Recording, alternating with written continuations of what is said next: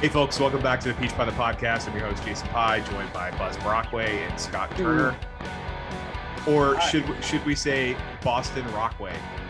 That's what the YouTube closed caption people think my name is. So that was pretty funny. I did have to laugh when I saw that. Boston Rockway. Boston Rockway. Auto-generated captions. Of course, and this is easy to understand why they would do this, but they always misspell my last name. It's P-I-E according to the transcript, but it's P-Y-E. Remember that one time years and years ago, somebody wrote a letter to Peach Pundit complaining about Jason Nye? I remember that. Yes. That was like 10 years ago or something like that. Maybe even longer. Yes. And that like took a life of its own on. Oh, it did. It was great. So folks, I'm a little under the weather today, so bear with us as we go through the podcast. Also, make sure you download, like, subscribe to all the places. That's Apple Podcasts, Facebook, Twitch, Scott's Twitch channel, and YouTube. Eventually, I'm going to get us our own YouTube channel. Eventually, I'm going to put us on Google Play. It's all just a matter of finding the time to do it. So we had a lot of news over the weekend. In particular, I'm sitting at this music festival in Birmingham, and I'm just like checking Twitter in between bands, and I'm sitting here going, "What's happening right now?" Because the Donald Trump, the ex-president of the United States, who still cannot accept the fact that he lost to Joe Biden, essentially endorsed Stacey Abrams for governor. I mean, we can argue that he didn't go that far, sure, but he basically did. I mean, it's really hard to deny it at this point that that's what he was essentially doing. It wasn't the first time he uttered those words, though, Jason. That was the other thing too. But coming to Georgia and saying those words is a whole other category. It's a line that he has crossed that I think may have ultimately, in a lot of minds of a lot of Republicans, made him "quote unquote" jump the shark here. Yep. Well, and he went a step further. In the past, he's talked about how, I can't remember if it was a podcast or a radio show he was on, but he said, yeah, Georgia probably would have been better off with Stacey Abrams rather than Kemp. But this time he said, I may have the words exactly wrong, but he's like, hey, Stacey, you want to run again? It's okay with me. No, the words he said were, Stacey, would you like to take his place? Yeah. It's okay with me. It's okay with me. Yeah, and as if she's sitting around waiting for Trump. Oh, now that Trump has said I can run, I guess I will. And maybe that's what she's been waiting on all along. But he goes on to say, having her, I think, might be better than having your existing governor. And he did this. He did this on stage with the chairman of the Republican Party of Georgia. Yeah. And the candidates that he is supporting, Republican candidates that he is supporting on stage with him. The state GOP used this as a fundraising opportunity. They sold VIP tickets. They publicized the event. David Schaefer, the chairman of the state GOP, was on stage. He was there. He was mentioned by name by the president, former president, and he has remained ultimately silent since then about the words uttered by Donald Trump, slamming the governor of the state of Georgia, the most demonstrably conservative governor we've had in memory. I cannot remember a more conservative Republican governor in my time here, period. And that's no offense to the other men who have served as Republican governors. It's just the way it is. Yeah. So I don't think he had the desired effect because the crowd did not react to him with the typical cheers. It wasn't universal applause. No, and there was actually somebody who screamed, "We don't want her," from the front row. Yeah. Down there that you could hear picked up on the mic. Of course, that's been one of the lines that the Trump first Republicans, some Trump first Republicans have said was, look, he was joking. He was he didn't really mean it. He was but I mean, my response to that is, okay, that we sort of heard that in the run up to the January 5th runoffs. People took it literally and a bunch of them stayed home. Yeah.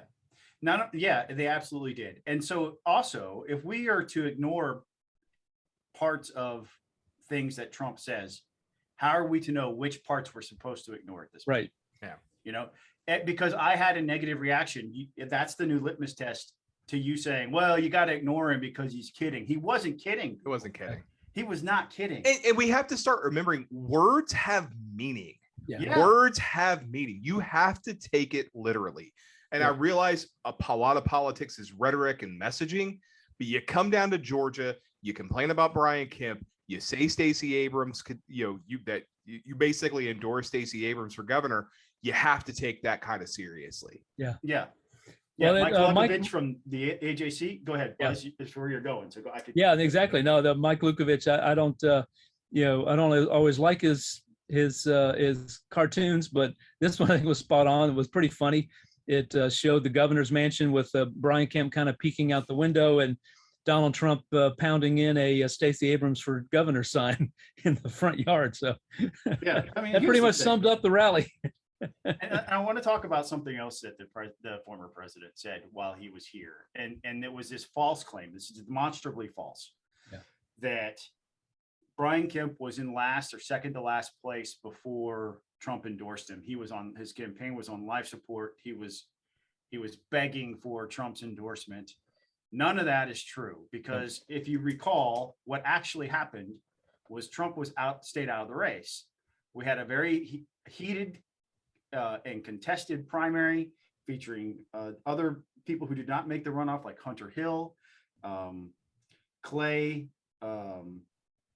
Tippins, and Michael Williams, who was the first, one of the first, I guess that's disputed now, but one of the first elected officials to endorse Trump for president. Which actually that honor actually goes to Steve Tarvin, but that's neither here nor there. I'm not going to argue the point. So you had other men that were in the race, and for a long time it was Casey Cagle versus kind of Hunter Hill, right? Mm-hmm. And those two guys were at the top. Well, a video came out of Hunter Hill, who had said that he believed you should raise the age to 21 in order to buy and own a handgun in Georgia, or a rifle in addition to handguns. And so a lot of gun activists sent the word out, and he began to dip in the polls. But what really happened was a pair of events. The first, during the primary, was a couple of ads, very creative, sort of in-your-face ads that Brian Kemp put together. One was, "I'm so conservative," where he actually blows something up, and then he talks about rounding up illegals and putting them in his own big old pickup truck. Yeah. Right. And then he had one where he was sitting with a shotgun, cleaning it, sitting next to his girlfriend's boyfriend, Jake, right, from Kemp Farm, who later appeared on Twitter. Who was, the left said that he had a shotgun being pointed at him, but those two ads altogether, they were wrong, by the way. Nobody ever pointed a gun at anybody during that ad. But those two ads resonated with Republican voters, and it launched Kemp from fourth place to second, and he made the runoff. Yep. His arc had continued to climb. His poll numbers began to climb. And then Clay Tippins went and had a conversation with Casey Cagle, and he recorded it privately. And on that recording, Casey Cagle admitted that he had changed Georgia education policy because of donor money flowing into other people's campaigns and not his own. And Clay released it to the news. And then you saw a huge spike. It was almost vertical after that. Now, there are a lot of people saying, well, maybe it wasn't Clay, and maybe it wasn't, but because the trend was already going up. And everybody else that was in the race was starting to realize that Brian Kemp needed to be the guy. The rumor is that a former Georgia politician that served in the Trump administration went to the president and said, "This is the guy. We need to get this guy." And there's all kinds of history, and I'm never going to name this person because I have no personal knowledge that this actually happened. But they showed him the ads, and Trump said, "That's my guy." But by then he was already in first place in the polling. Yeah. I remember going to Macon when Vice President Pence came to Georgia right after the endorsement, like the day after the endorsement. Nobody knew the endorsement was going to happen. The vice president's came for the rally that day. I don't think Kemp's people knew the endorsement was going to happen. No, he didn't. It was a tweet endorsement. And by then Kemp had already launched himself in the first place. It was just it probably added another 10 points, to be honest, but he was going to win anyway. Yeah. And that's the truth. But the president, when he came to Perry, said, he was in last place without my endorsement. That's just not true. Has no basis in reality whatsoever. And it ignores the fact that Brian Kemp, amongst most Republicans, and when I say most Republicans, not the type who go to conventions, but the type who actually go and vote, those people, voting Republicans, he's very popular still. And I hate to break it to these people who think that they're going to storm the castle and replace the most conservative Republican governor we've had in memory with Stacey freaking Abrams. But that is a freaking pipe dream. Just stop it. Stop it. You guys don't understand the damage you're doing, other than the fact that you're willing participants in a grift. Well, and look, Scott, I would disagree with you. First of all, everything you said factually about the Trump endorsement, et cetera, is absolutely right.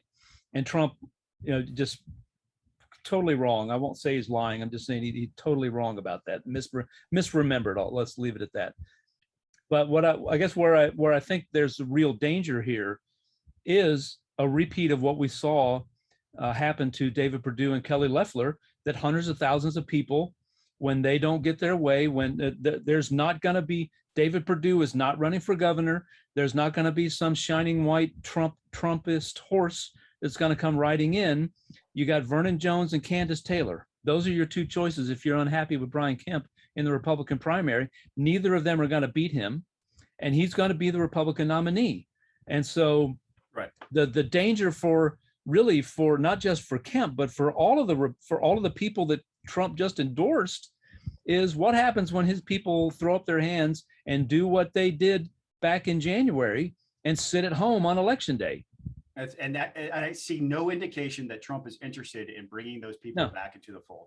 Not if it would benefit him, our state, by having a Republican governor. This is all like when he says, when Trump says that Georgia would have been better off with Stacey Abrams, what he really means is, I think I would have been better off with Stacey Abrams.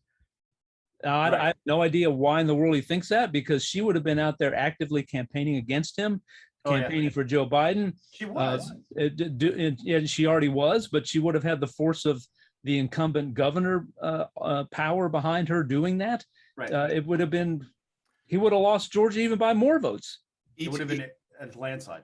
Each of us have posted thoughts on peachpundit.com related to the Trump rally. Each of us have different takes on this. It's, to me, it's just watching.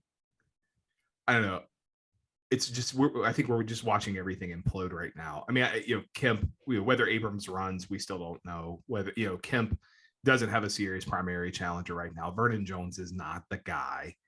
Because if you're a social conservative Republican, this is a guy who was voting for abortion, 5 years ago. 18 months ago. 18 months ago. Yeah. Also probably 5 years ago too, but that's probably, yeah. But it's I don't know.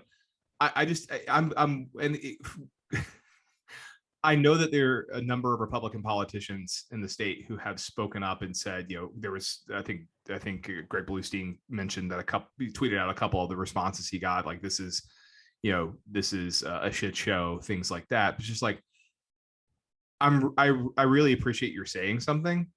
I do. But at the same time, like, stop hiding behind anonymity and start saying stuff publicly, because unless the only currently elected office holder who says anything is Jeff Duncan, and it's just singing the same tune that he's been singing for a while now. So, well, I will nobody tell else, you, no other. I don't know of any other elected person. Well, I'm not going to name them either, because they texted me after I posted my post, and I had a sitting member of the legislature reach out and text me saying that whenever he's asked about Donald Trump from now on, he's just going to hand a copy of my blog post to them, because it summed up how he felt too.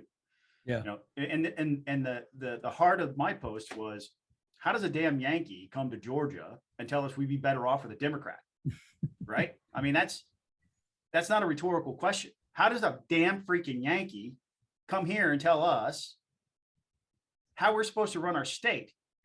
when you might have been popular amongst the people who are cheering your name right there in front of you, but you cannot say that Stacey Abrams will be better. You just can't.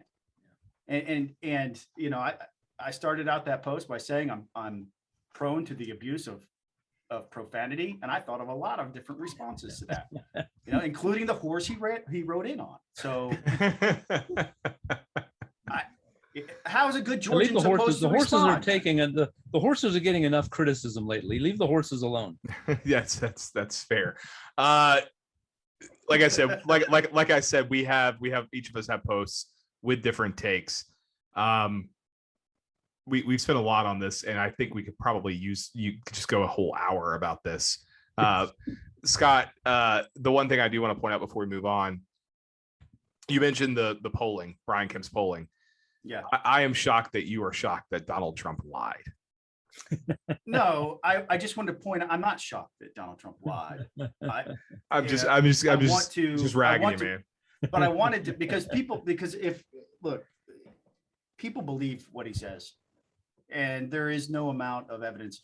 It's sort of equivalent. And this is not true of all Trump supporters. Okay. This is not true because a lot of people are telling me today there were 3 reactions to our blog posts that I received. One was screw Kemp. I'm voting for whoever Trump tells me to. Second reaction was, I still love Donald Trump, but I like Brian Kemp too. And I'm going to vote for Kemp, even though Trump's wrong. And the last reaction was, I'm never voting for Donald Trump ever again. Right. And so it kind of fit in those 3 categories. And so when he says things, though, for those people in that first category, it's sort of like arguing with somebody who believes the earth is flat.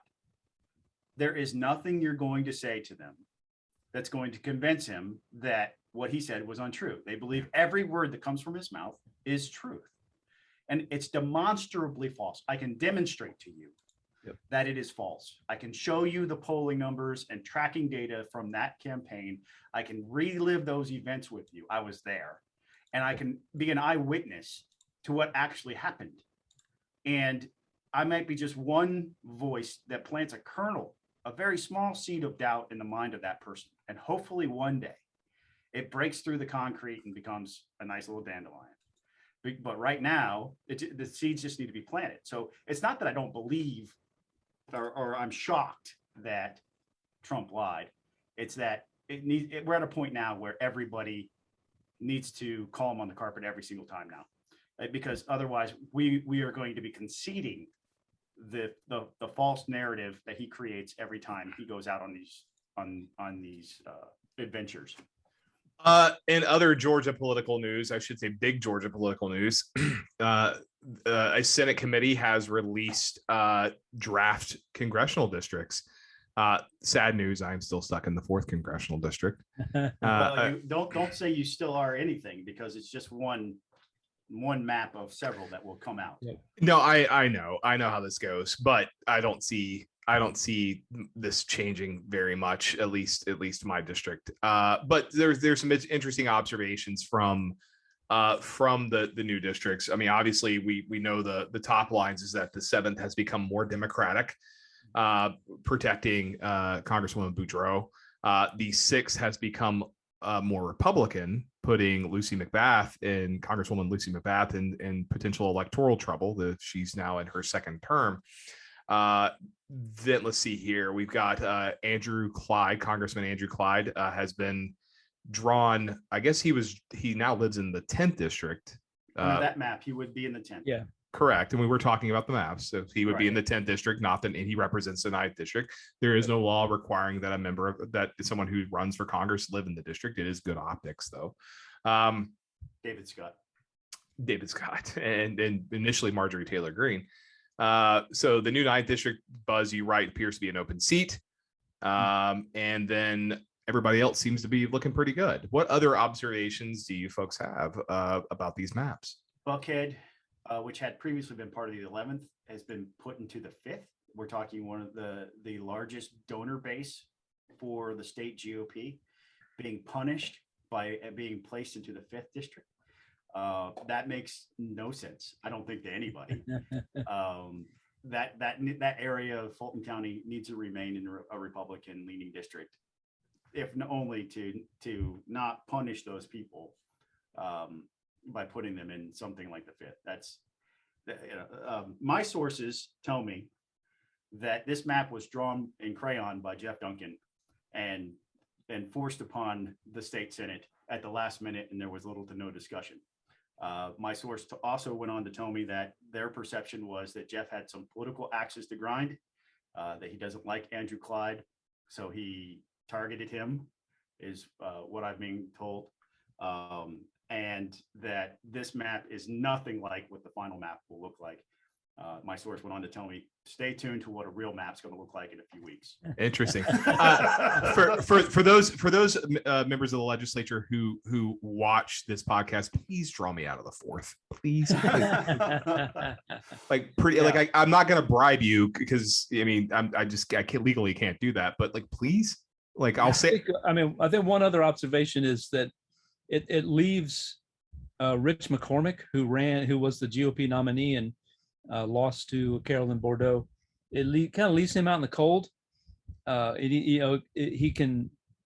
I'm not sure. I honestly don't know. I don't know if he lives in Gwinnett County or Forsyth County. But either way, I suppose if he lived in Gwinnett, if he lived in a certain part of Gwinnett, he could be in the 9th. So that's a possibility.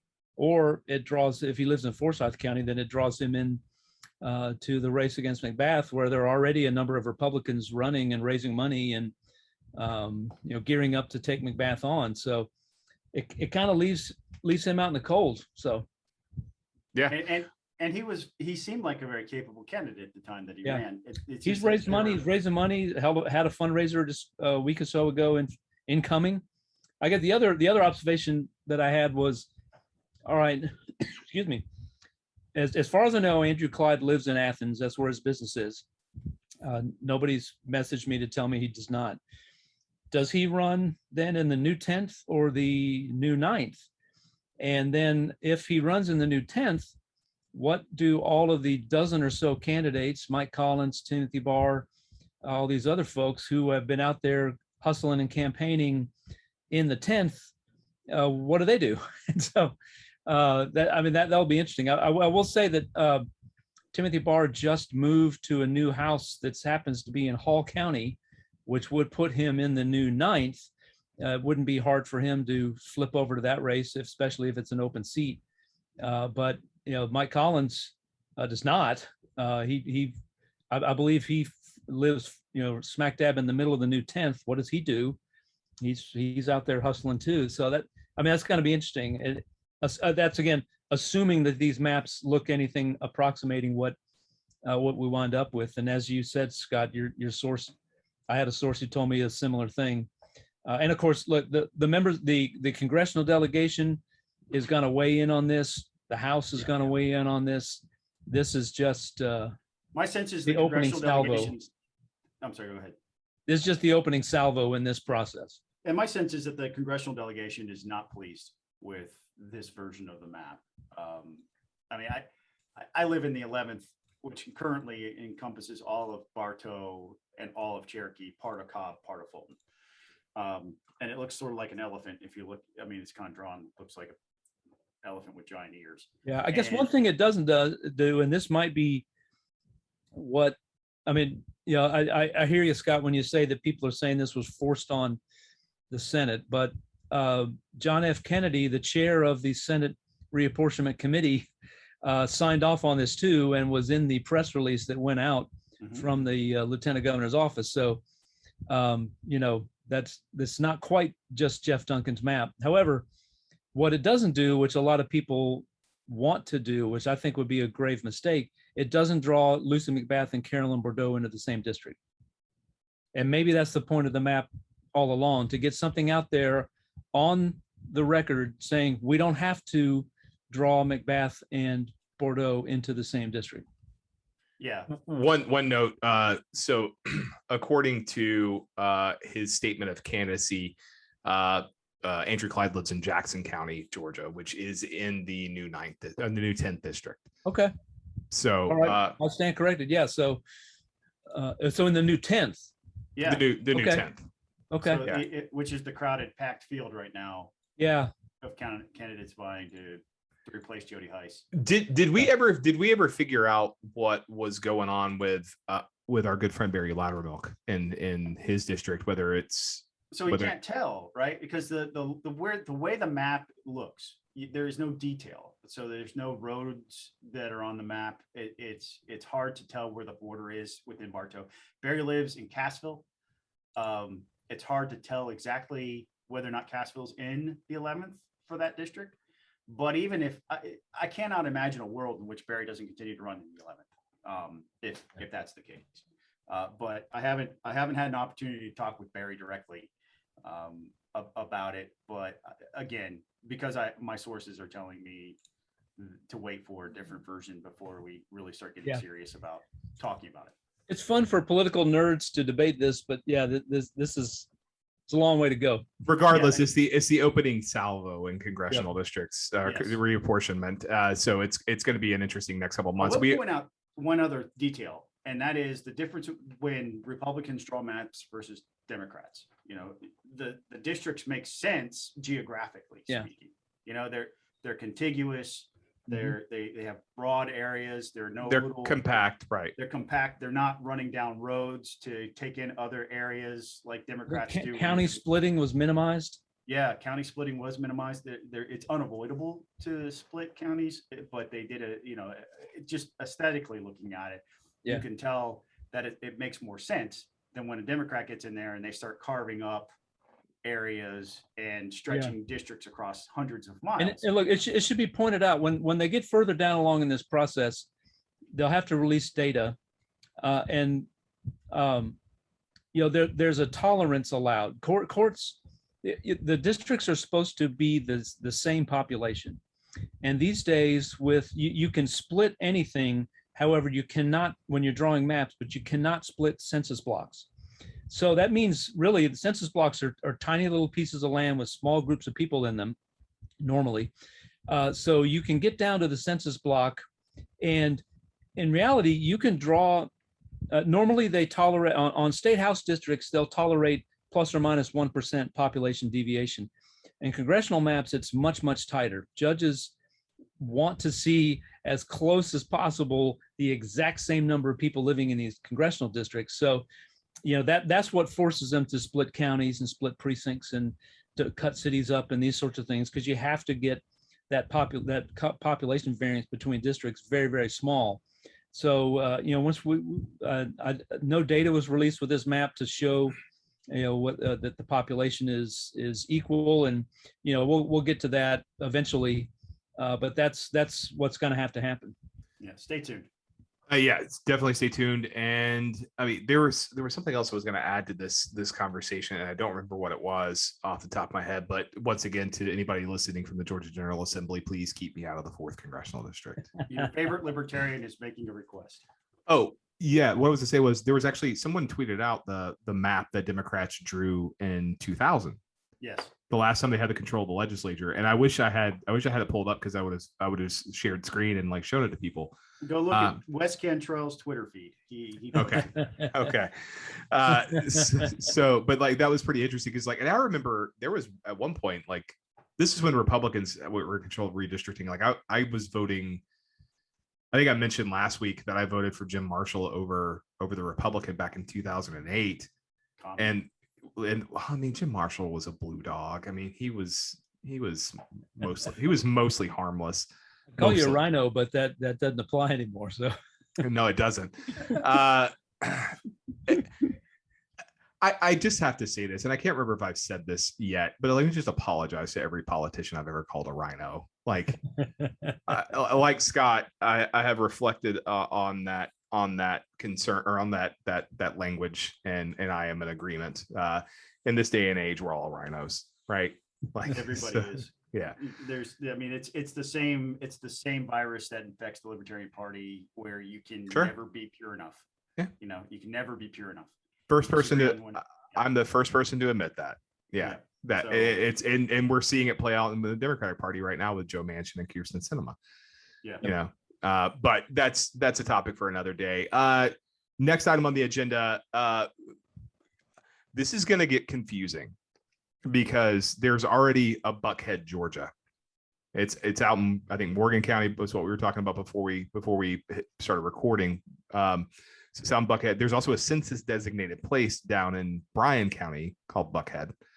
And then we also have the district of Buckhead, but there could be a new Buckhead City. I don't know how they're going to do this, but there's apparently a push to get cityhood for the Buckhead district in Atlanta. Buzz, you wrote the post on this. Yeah, wrote a post. It was based on an article in the Atlanta Journal-Constitution. They did a study. Now first I have to say a little background. I was on the Governmental Affairs Committee when we. That's in the State House. That's where city proposals go through. I've been through this process a few times. The House, at least under Chairman Ed Reinders and prior to him, Chairman Mark Hamilton, they wanted feasibility studies to be done by the Carl Vinson Institute at the University of Georgia. They were considered to be the gold standard. No respect to other places, but some folks came to us with feasibility studies from Georgia State. Didn't really want to see that. This group has come forward with a feasibility study done by Valdosta State University. Again, no disrespect to Valdosta State. However, Carl Vinson Institute has been through this process a number of times. They know what to look for. Nevertheless, it's not a shock that the wealthiest part of Georgia could carve itself out of city of Atlanta and be financially feasible. They're going to have tons of money. That's not going to be the problem. But it does raise all sorts of issues. And look, just to be clear, I had a response from a reader who said that I had taken sides against the proposed city of Buckhead City. Not true. My disposition when I was in the House is that the people ought to have a chance and the opportunity and the right to determine what government they had governing them. And if they want to vote themselves a city, they ought to be able to do that. There's some things they need to do. They need to be financially feasible, et cetera, et cetera.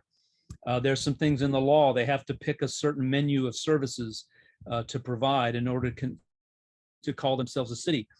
And this proposal for Buckhead City would do that.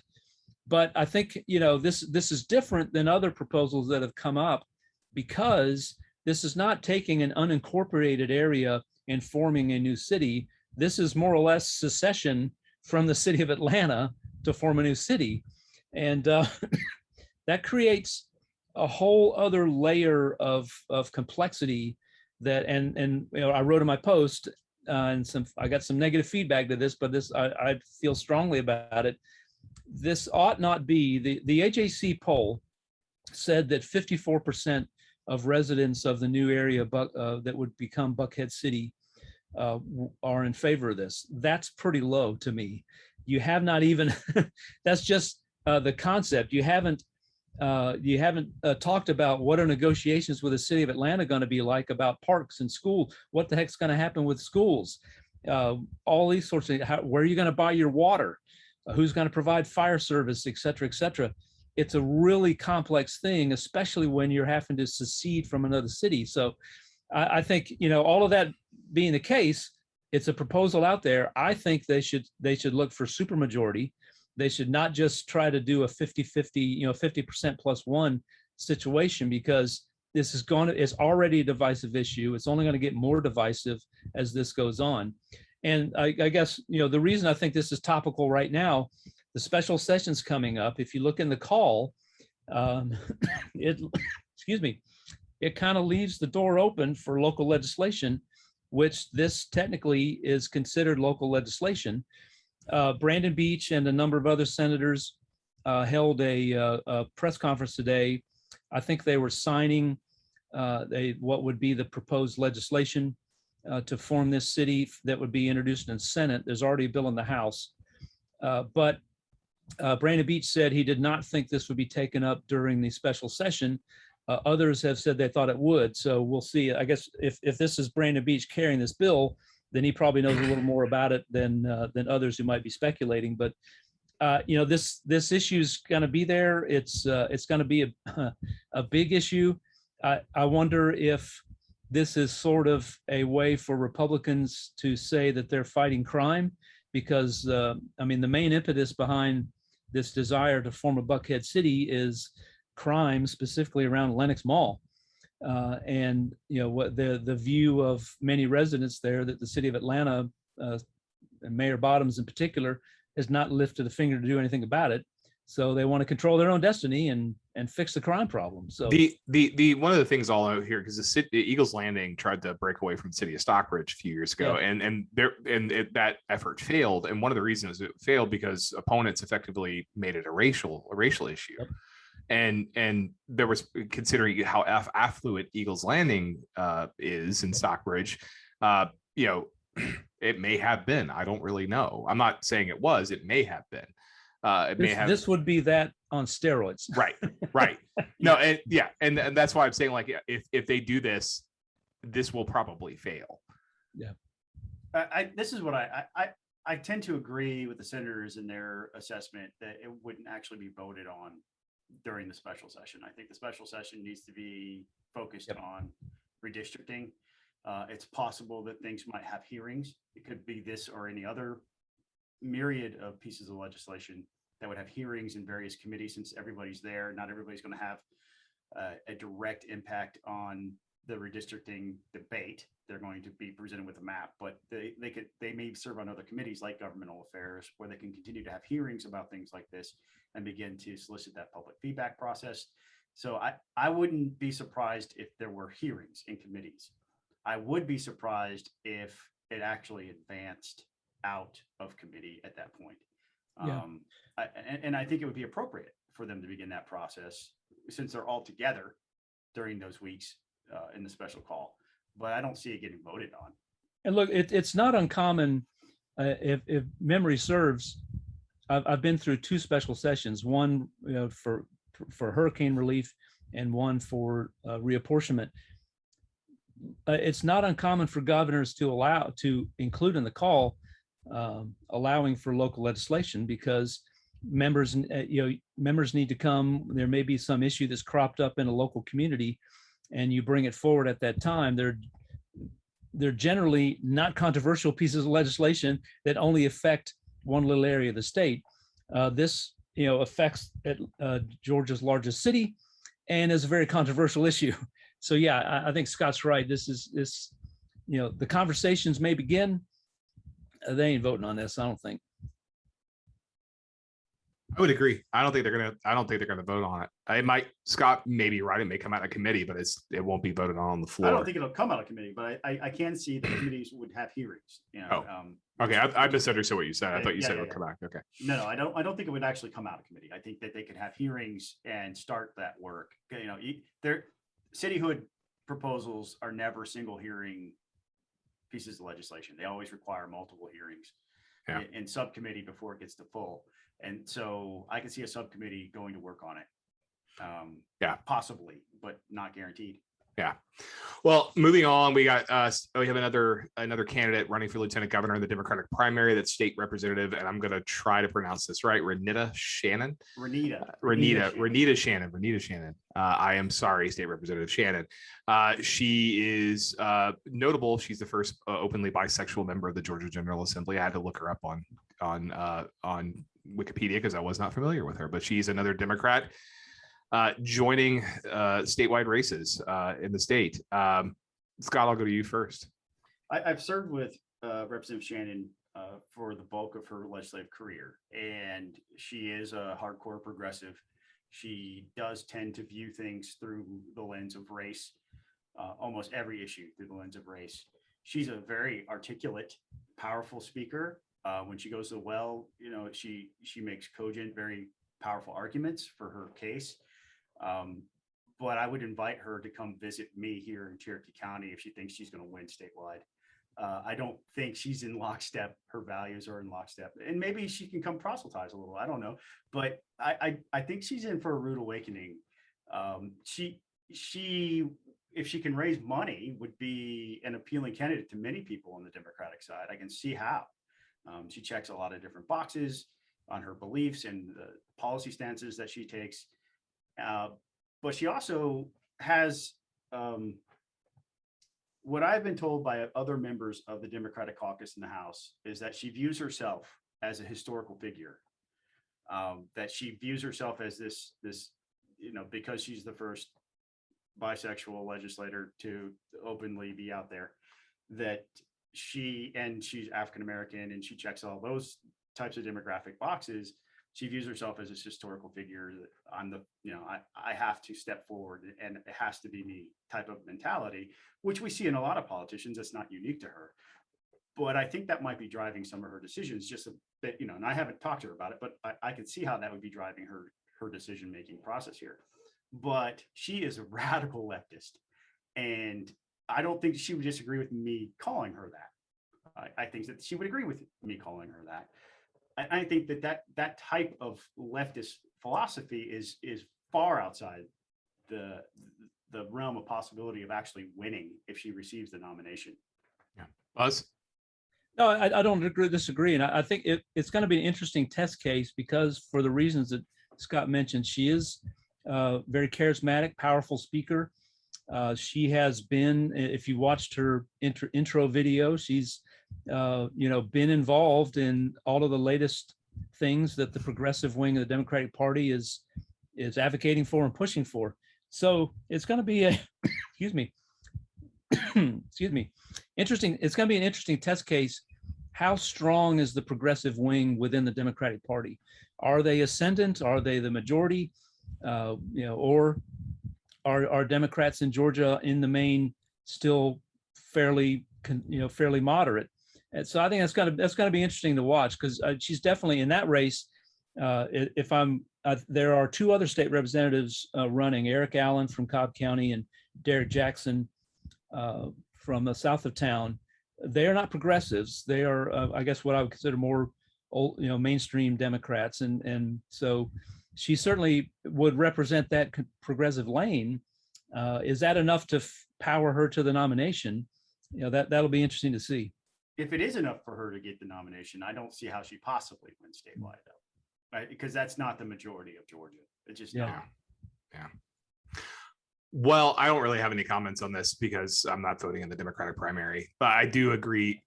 I do agree that it's going to be very hard for someone who might be to the left of Bernie Sanders to win statewide in Georgia. True. Yeah. So, and you're going to have to moderate yourself because although I personally believe Georgia is a purple state rapidly turning blue, you still can't run crazy people because that's going to backfire. Yeah, that's different than progressive, right? I mean, but I think it's interesting because we have talked a lot on this podcast about divisions within the Republican Party. There are a lot of divisions within the Democratic Party too, and this could play out in this race for the Democratic nomination for lieutenant governor. I mean, look at what's happening right now in Washington, D.C., where they have this bipartisan infrastructure bill that the moderates want, and the progressives are saying, yeah, well, we'll do that too, but we have to have our $3.5 trillion bill. That it's not just Sinema and Manchin are objecting. There's a lot of moderates in the House objecting to it. There were 4 who voted against provisions of it during markup. You got to assume they're going to vote no on the floor. That's the ball game. And you're probably going to lose some other Democrats too, because those are just the 4 Democrats who were on committees of jurisdiction who voted against it. So good luck to you. I mean, at some point in time, you got to stop governing by the margins and start governing towards the center. That is my 2 cents. Speaking of governing towards the center, good news this week in the U.S. House of Representatives. The House passed the Equal Act, which is a bill that I've talked about on here before. Buzz is clapping his hands. The Georgia Center for Opportunity was kind enough to sign a letter along with 36 other organizations, including mine, the Due Process Institute, in support of the Equal Act. We had a 361 to 66 vote. All 66 votes against it were Republicans, but I am proud to note that a handful of Georgia Republicans voted for it. Those Republicans were Drew Ferguson, Barry Loudermilk, and Andrew Clyde, who, I'll be honest here, actually surprised me with his vote. I don't know why. He's very libertarian. He voted against a bill very early on that we were supporting. He was one of 11 votes against it that would have simply extended the same privileges to attorney-client privileges to people or defendants who meet attorney in person to email, and only allowed special circumstances for A, the person they were contacting, and B, if there was expected to be some sort of, or there was thought to be some sort of illicit activity happening on this email, to get a subpoena or a warrant. But he voted against it. So I'm willing to give a pass on a first vote.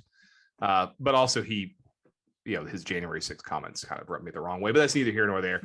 The bill is very now strong on civil asset forfeiture. That man is certainly very strong on civil asset forfeiture. And if you have any questions about what we're talking about, Google Andrew Clyde civil asset forfeiture, and you will see why.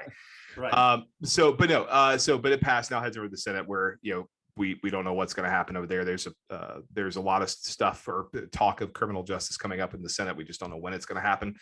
But I was happy to see it. It was a good vote, and I was very, very nervous leading up to it. 3-day music festival plus nervousness over a vote in the House of Representatives does not help the immune system. Is what I'm trying to say. Wasn't there some drama with she who shall not be named? Yeah, in the Equal Act? And so my understanding is that it didn't have anything to do with the Equal Act. So they originally inadvertent casualty of it. I was wounded for a day. So what happened on Monday? The House had a fly-in day. They were supposed to do votes at 6:30. The Equal Act would have been the first one on the agenda. Well, so the way the House does it, 2:00 starts legislative business. That's when they debate.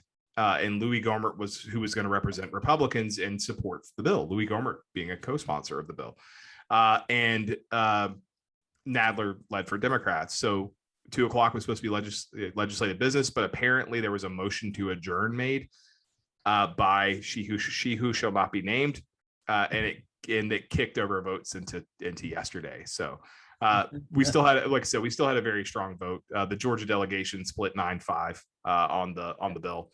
And I'm happy with it. 361 to 66 is nothing to laugh at.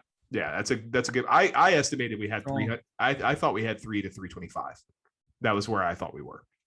Yeah. Well, congratulations, Jason. And you've worked really hard on that issue. Yeah, I had. That has been a substantial amount of my lobbying activity this year. But enough about the Equal Act. And by the way, for those of you who don't know what I'm talking about, it's HR 1693. It basically would require, it would eliminate the references to cocaine base, which is crack cocaine, and treat it the same as powder cocaine. And in terms of the 5 and 10 year mandatory minimum sentences, Georgia does it this way. About more than 40 other states do it this way. There's only a handful of states that treat them differently at this point in time, and the federal government. So we're just trying to get the parity between the two. Scott, crack. Yeah, exactly. Scott. So I was on Facebook the other day, and I forgot when I saw this, and I saw a shopping cart full of Black Label Coke Zero, and I didn't respond. I didn't say anything. I just laughed because your obsession, I think it borders on unhealthy. Yeah, we got to talk, Scott. Yeah, I've been meaning to talk to you. Intervention is necessary here. But I'm worried. Look, Scott, hold on. Before, this is a safe space. We're friends. We care about you. Yep.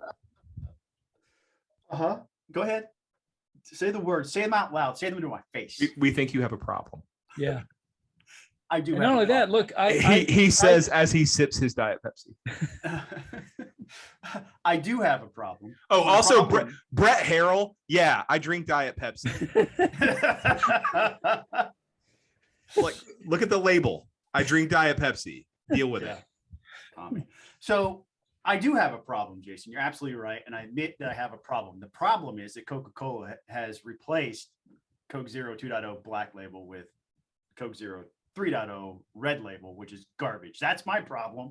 And so, yes, I am hoarding right now because I know eventually my preferred soda is going to go out of fashion. I know that. Yes, I did post that. Here's the thing. I don't take myself very seriously all the time. There are times when to be serious and there's time to cut up and be joking. And I posted that photo. I think at the time, there were only 9 bottles in my local Publix, so the Black Label left. Since then, though, my local Walmart restocked their 2 liters with Black Label, and I went ahead and bought 10 more yesterday. So, yeah, I know. Your possession of how many? All right, so you bought 19. How many have you consumed? a bunch. Hey, Scott, are you shooting these up in your arm at this point? Like, no. Like, do you have track marks? Show it to me. No, well, I mean, there you go.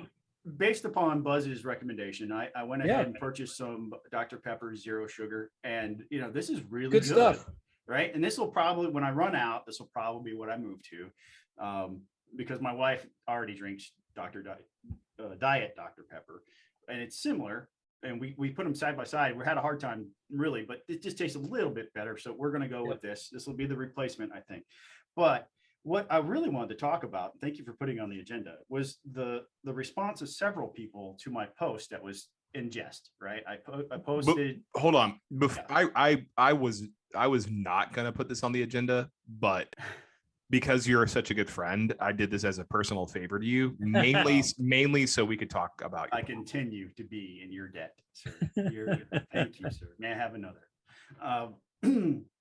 But I wanted to talk about the reaction of some people on Facebook to the photo, and this is more of a serious topic, right? Yeah, I've had some fun poking around with this Coke Zero thing and saying I'm devastated by the loss of my favorite drink, but that being said, there were several people who chimed in and said you shouldn't be drinking Coca-Cola anyway. You should be canceling Coca-Cola. You should, and they're not kidding, right? The post was made in jest, but they are very serious in their comments that I should be participating in cancel culture around Coca-Cola because of some of their political stances and some of their political views. And this is why I wanted to talk about this. Listen to me. If you're one of these people who think that I should stop drinking Coke Zero because they opposed the voting reform bill last year, or they've taken stances that are out of line with, I am on the far right of the political spectrum, right? I'm pretty damn conservative on everything. But here, if I start limiting who I do business with based upon political belief, I'm going to run out of people. Yeah, I'm going to run out of corporations I can buy products from. I'm going to have a less rich life as a result, and I'm going to damage the concept of capitalism in the process. So I am not, and I've made this decision actively, going to participate in cancel culture. I'm just not.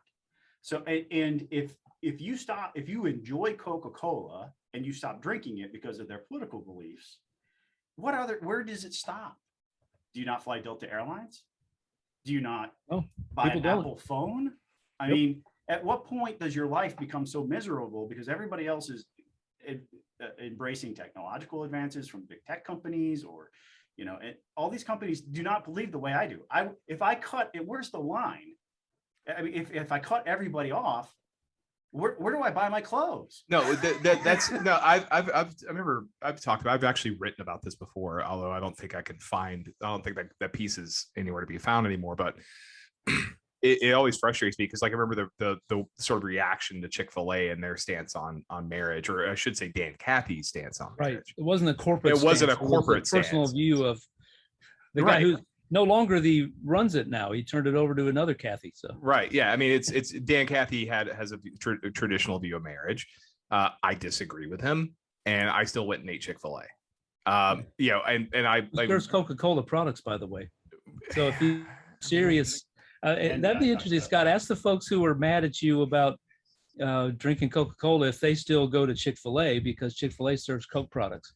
No, they drink water. No, seriously. One of the comments, I've had breakfast recently with one of the commenters. They drink coffee and water, but then again, let's talk about the coffee company, right? Let's dig in deep on where you're getting. What about the Splenda company that you're putting your artificial sweetener, all these big corporations are going to have political beliefs that are not going to line up 100% with me. So where's the line? No. And here's the line for me. Do I enjoy the product? Do I enjoy Major League Baseball? Do I enjoy it or not? And that's what, if I enjoy that experience. My favorite band is Pearl Jam. Eddie Vedder is as far from me politically as you can possibly get. That band has made several political statements that I would never support politically. But if they ever came back to Atlanta, and please, Pearl Jam, if you're listening, come back to Atlanta eventually. I know you got mugged while you're making a record here. Just come back before y'all start dying. We need to see you one more time. But that being said, I wouldn't have a life. I wouldn't, there would be no part of culture that I could participate in if I had to 100% agree with everything every corporation makes or every policy position they take before I could partake in the products or services that they produce. No, and it's just not right. I'm not participating in cancel culture. I hate cancel culture the same way Jason Pye hates everything else. And so I'm not going to participate. No, I listen to, most of the music I listen to is written by guys who would classify themselves as at best anti-capitalist, at worst socialist. Right. I don't like, life is too short to be upset at everything. Yep. Exactly. No, and that's coming from the guy who hates everything. Yeah. I mean, look, it wasn't this season. It was I guess basketball started, NBA started back after a COVID break last season. I posted a picture, got some people saying, why in the world are you watching that? They're for Black Lives Matter, etc. So I don't, like you, Scott, I don't go down the political views. What are the political views of the various players in the league? I had somebody defriend me, tell me that they'll never speak to me again because I was cheering for the Falcons. And that meant that I endorsed everything that Colin Kaepernick said. And so I said, well, I want to see you burning your Todd Gurley jersey because Nike is the supplier of athletic gear to the University of Georgia. So then I'll know you're serious with your commitment to this cancel culture stuff. But it's hypocritical because the right talks about cancel culture all the time and how terrible it is. Right. And some of my conservative friends are the worst cancel culture people on planet Earth. No, they do it too. I mean, that's the thing that I think people don't understand is like the right is pretty good at doing cancel culture too. Yeah. I mean, I forget the director of Guardians of the Galaxy, who was James Gunn, who was going to pull out of the third one. And eventually the actors basically said they demanded him back. He had been canceled by the right. Yeah. And I don't know. It's just, it's stupid. It's all just so stupid. And we've got to stop it. There was an incident on Twitter the other day. This is an incident of left-wing cancel culture. African-American man posted a short snippet of an angry young white woman who was giving him the finger. And then she marched off. He claimed that she said some racist things to him, although he did have it on video. But and she was fired from her job within hours. And he was out on Twitter campaigning for this. He doxed her. Yeah, he doxed her. People found out where she lived, where she worked. He demanded that she be fired, and she was fired. That's outrageous, and that sort of stuff should stop. So I think I'm with you, Scott, and you, Jason. Whatever I can do to stand against that type of behavior, I stand against it, no matter who it's coming from or what the reason. Let people live and do what they want to do.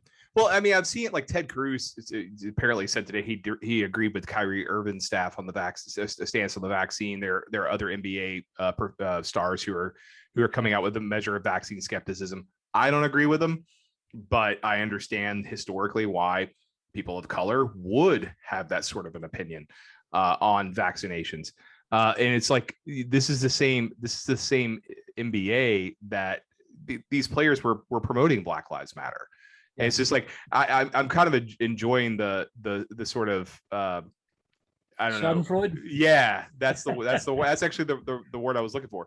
Schadenfreude about these people. It's like it's like that meme of the guy at the voting booth and he's got the two choices and it's like he's sweating. Yeah.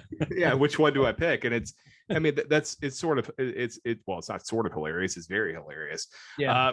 Scott asked for a second item on the agenda tonight, and I was inclined. One other thing before we go, Scott, I was at the office the other day.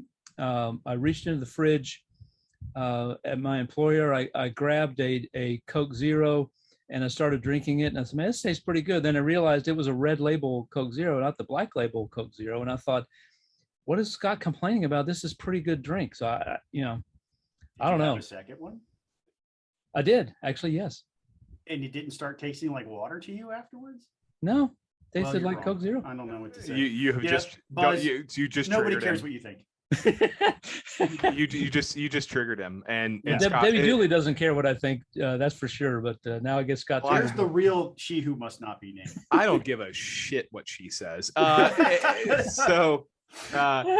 Scott requested and got a second item on the agenda, and I'm only putting this on here because I'm anxious to hear what he has to say about it. Because I look at the price of the Walmart brand of bacon, and it is $3.43 according to Walmart.com. For curbside pickup, $3.43. Mm-hmm. Grant, I don't buy a lot of bacon. I love bacon. I just don't buy it a lot. Right.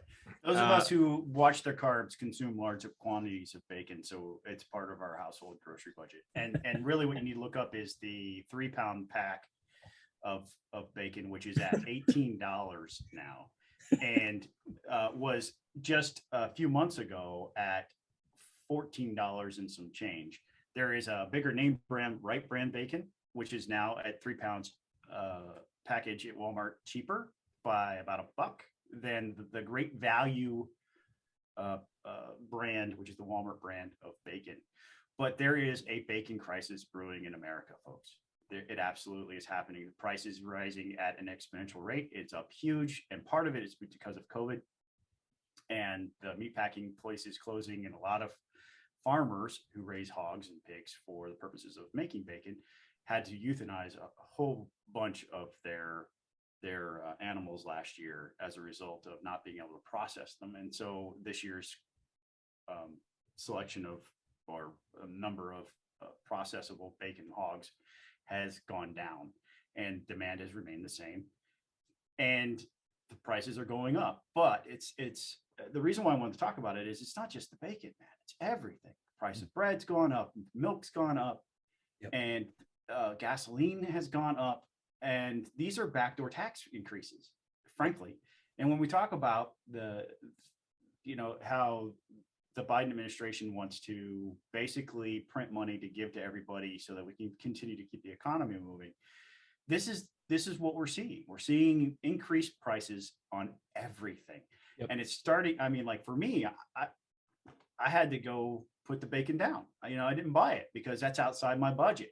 And I know not everybody's very particular about their budget, and they'll just go ahead and pay the extra few dollars. But when prices rise on everything from gasoline, especially gasoline, because it has a trickle-down effect on the price of products that you buy at the marketplace. It's really difficult for families to continue to make ends meet. And that's why I wanted to talk about specifically the Great Value brand of bacon's price increase. And it's not just the Great Value brand. It's all brands of bacon are going up. And it's not just bacon, it's everything. Yeah. And so I'm concerned at this point. At what point does this bubble burst? When does the value of our currency become almost worthless because we keep pumping money into the economy that we don't have and creating false demand, which it combined with reduced production has ended up driving prices up. I mean, at what point does this bubble burst, and what's the long-term economic impact? And so that's why I wanted to talk about it. That's why I wanted to bring it up. I wanted to ring the alarm bell. I've been reading a lot. There's a lot of debate about this among economists right now. Is this a serious problem? There are a lot of economists who think that inflation is much, much higher than it was this time last year or 2 years ago, even prior to COVID. And that, there's serious consequences. As you said, Scott, it's a tax on the poor. It's a tax on the poor people, right. Because it's on gas, especially on things like gasoline and food. Everybody has to buy that, whether they're no matter what their income level is. But then there are other economists who don't think it's a problem. Some conservative economists even don't think it's a problem. Think that this is just temporary. I don't know. I tend to fall. I minored in economics in college, so that's the extent of my economic knowledge. But I tend to think that as we continue pumping, and it's not just Biden, this happened under Trump, attempting to stimulate the economy. There were good reasons for it, but it's a heck of a lot of money pumped in the economy. There's, though, as Jason mentioned earlier, there's close to $6 trillion in spending that's on infrastructure and human infrastructure that's that might be approved by the Congress that would pump another $6 trillion into the economy. And that's, I don't know how we avoid really damaging massive inflation. There are ways to avoid inflation. One of those is increasing interest rates.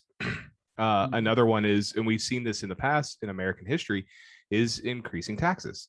And that was actually one of the reasons that we had tax rates. The top statutory tax rate in the 40s, well, I guess between the 30s, 40s, 50s, was as high as I think 94%. I want to say was in some respects to combat inflation. It was to take money out of circulation and have less money to spend. But as John F. Kennedy said in 1960, I think it was early 1963, that the tax increases that we put in place, or the tax rates that we put in place to check inflation, actually check growth. Yeah. And that's something that, when Democrats talk about, and this is one of the things about modern monetary theory, I think people don't really realize. It's like, we've actually done this before. We have tried to do this before, and it didn't work. People talk about, the economy was great in the 1950s. You had 4 recessions from like the end of the 1940s to the beginning of the 1960s. The economy wasn't that great. There's always a boom after the bust. The economy did recover, sure, but the growth it was stagnant. The average GDP rate, annual GDP rate in the 1950s was like 2.5%. That is not great growth. I mean, it's about what we were seeing before the pandemic hit the country so hard. So you can spend and spend and spend. All the freebies sound really good, but eventually I saw a story about this morning, that Fight for 15 movement. That $15 per hour that you're supposedly fighting for is going to be a lot less than $15 at the end of the day. Right. And you're seeing all sorts of labor shortages. I mean, pretty bad labor shortages. The Postal Service is about to announce, delays in delivery because of this. School buses, Gwinnett County is holding a job fair for school. They're begging for school bus drivers in some states, and even here in Georgia, the National Guard has had to step in to be school bus drivers because people are not working. And it's just all of this to me spells trouble brewing economically moving forward if we don't change course. So I've enjoyed this part of the conversation. I know it was sort of a jest headline of the Walmart brand bacon, but the truth of the matter is that we need serious politicians right now who understand economics, who can fight for policies that will keep your prices down. Yep. And right now I don't see that. I see some celebrities out there running and saying they'll fight for the American dream, but what does that actually mean? Right. What I need my candidates for office at this point in time to grab this problem and start working on it. I am sick to damn death of hearing people talk about the American dream. And it's not because I don't believe in the American dream. It's just like, I'm tired of, it's like when everyone talks about the American dream, it's like the centrally planned version of what the American dream is. The American dream is different for everybody. Yep. So what is your American dream? That's what you should be asking yourself. My American dream for me is based on the concept of improvement, that I'm going to start from point A, and when I arrive at point Z, my life will have been better by the journey and the end result from where I started. The American dream is about opportunity and improvement. And that means something different for everybody, but you can encapsulate it in those two concepts. And so I want to leave a world for my children right now that improves upon the one where I lived, and the world in which I lived. And that's what the American dream means. But that wasn't a shot at you, by the way. No, but you're right. I don't think the people who are uttering the campaign slogans and platitudes right now understand that either. Yep. I can see how a guy who grew up in a small town and became a football star can see that that's an American dream, right? So talking about Herschel Walker specifically, because he started from point A and he's well down the path towards point Z, and his life has improved over time because the opportunities presented in America. So I think he understands that.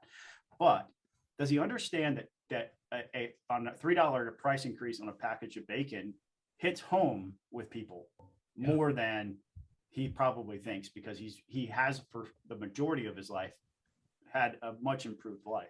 because of his athletic ability. I mean, there are people who don't have athletic ability that have to go to work every day, and they're seeing the value of their dollars shrink.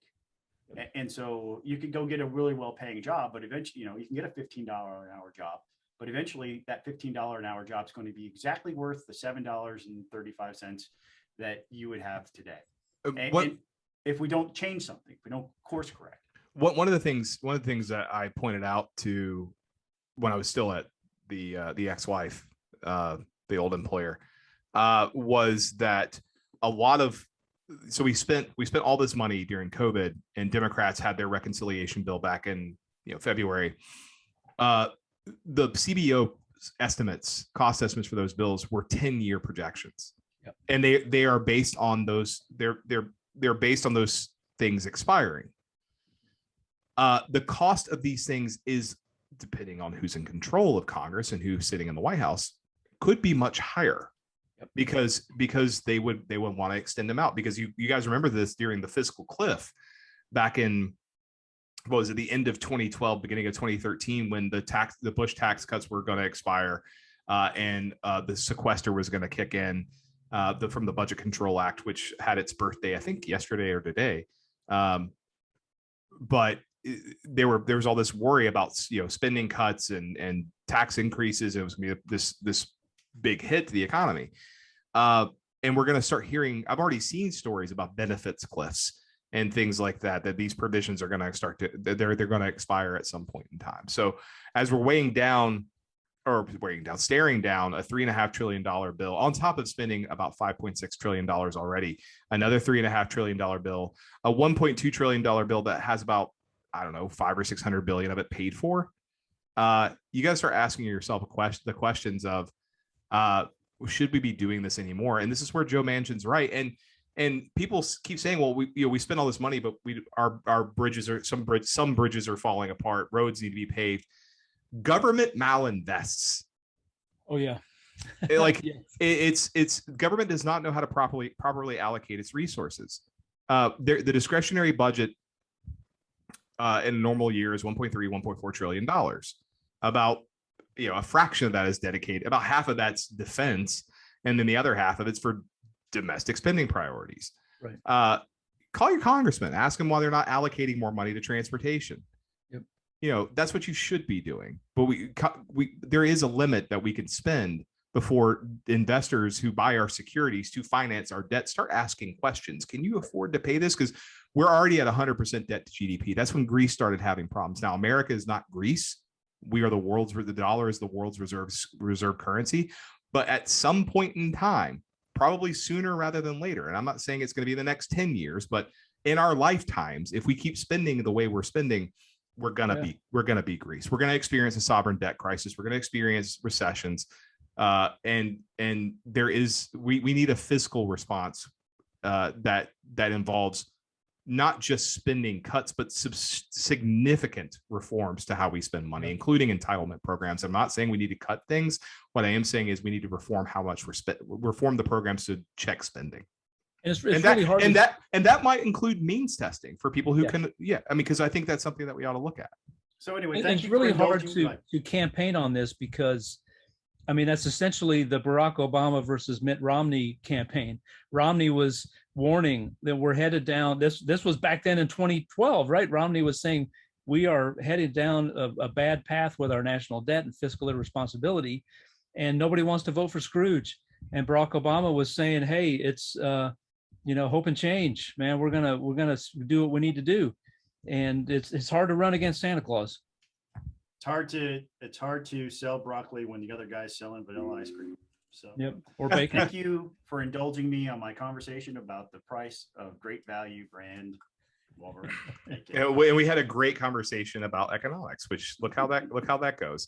That we're out of time. Viewers left, then they would have seen it, but thanks for folks. Thanks for watching. Make sure you download, like, subscribe. Peach Pundit Podcast on all the various channels. For those of you who are watching us live on Facebook and Twitch, we will have this will be up without the music. But if you want the music, which I wrote and performed, you can download it off Apple Podcasts. Until next week, peace out. Have a good rest of your week. We'll see you soon. Go Braves.